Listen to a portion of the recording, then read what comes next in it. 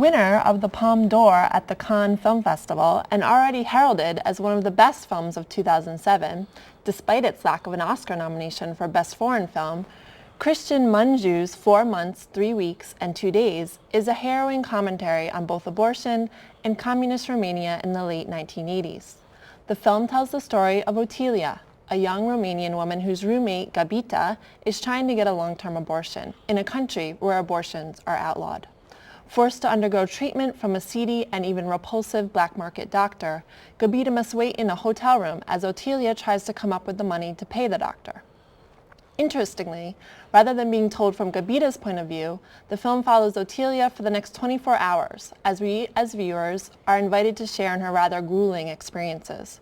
With its hyper-documentary style and its constant use of long takes and unflinching close-ups, the film is gripping, yet devastating in its intensity. We don't usually do this, but today we're going to show you the trailer in its entirety, so you get a better sense of the style. Aminti de bani? 300, nu? Tot ce e de făcut? Zi.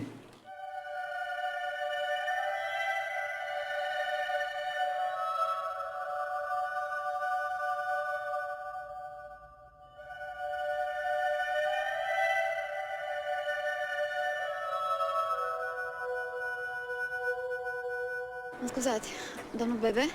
Știți că odată ce am dat drumul, nu mai e cale de întors.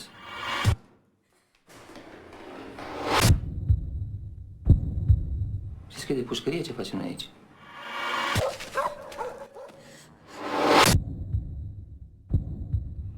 Unișoara asta nu-i de joacă.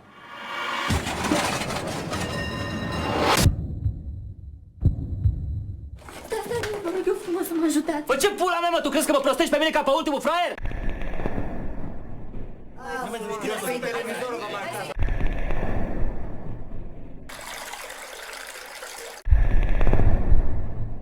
Alo, unde mergeți dumneavoastră?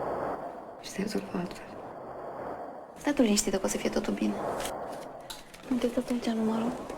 Dacă e ceva, mă suni.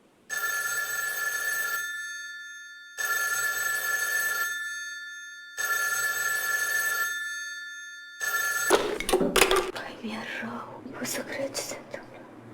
Și acum ce să fac? Bun, acum hai de gând să-mi spui ce se întâmplă. Și te rog eu frumos să-mi spui orice ar fi. Nu mai vorbim niciodată despre asta, da?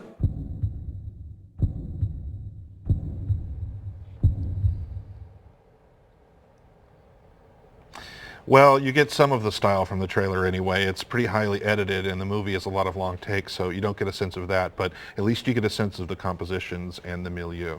4 months, 3 weeks, and 2 days has the same sort of effect on you as the first time you see a film by Wong Kar-wai. You feel exhilarated, like you're seeing a story told in a brand new way, and this is despite the seriousness of the subject, which is never politicized. It's just what happens. The style is one part Ozu, the Japanese director who set his camera on the ground and just let it run, even as his characters stepped in and out of the frame, and one part maybe Jim Jarmusch, able to switch to handheld camera and track his characters as they braved the city night. But the overall effect is something new, relying on some very complex timing and cinematography, but feeling utterly natural, transparent, and lived in. And never formal, always in the service of the meticulously calibrated emotions. The story is so compelling and the acting is so good, you may not even notice how radical the style is or how much of the period atmosphere you're absorbing. This film is an absolute treasure, one for the ages. Well, I also really enjoyed this film, and I highly recommend it for our viewers for watching it, but it's really hard to recommend it because the drama is really so intense and so upsetting that it's almost like it's an amazing film, but it's hard to recommend it because the drama of watching the film is really incredible, I think. I think intense is the perfect word, but I want to point out that it's not ever intentionally shocking or grotesque. Yeah. You don't feel that this is a movie that's throwing horrible things in your face. It just is the situation. Yeah, and actually in some ways it's rather subtle because you get all of those long takes, and as you saw all of those long shots, so you're really, in a lot of ways, you're cut back from what's going on in the action, and so in some ways you're being told about point of view, but then in other ways you're just watching what's happening in the space of the hotel room. So I feel like there's a lot of interesting things going on style-wise that add to the feelings that you get when you're actually watching the film. And another interesting effect, I don't want to talk just about style, it's No, hard sure. not to though, because it's Yeah. so unusual. He barely moves the camera in many scenes, it just sits there, and there's one extraordinary scene where the doctor is laying out I don't think he's a doctor, but Yeah. the abortionist is laying out some gauze and his tools. You can't see his face, and the women are off screen here, and you want to see what's over here, you want to see him, but you're focused. I mean, maybe they Yeah. can't take their eyes off that either. Exactly, yeah, the use of space was really interesting there, I thought, as Absolutely. well, so yeah. Apart from style, I wanted to mention that in 1989 I was in the Ukraine for several months, and this is exactly what my experience was.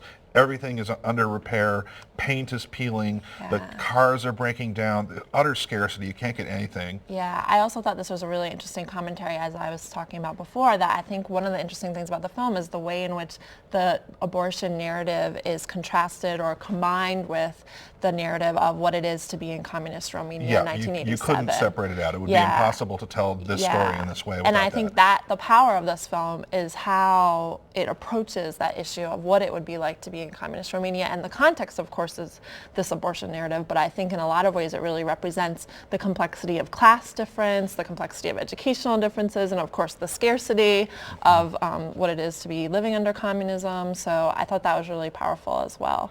And I also want to point out to people that the subject of the film isn't abortion. This is not a political film. The subject is these two women and this terrible situation that they find themselves in, and how they care for one another, or one of them does, and how they get out of it and deal with it. And so I don't want people to feel afraid to see it. I want people to be exposed to this. Well, you know, I was thinking about, though, your argument that the film is not political, because you could argue that abortion is always political.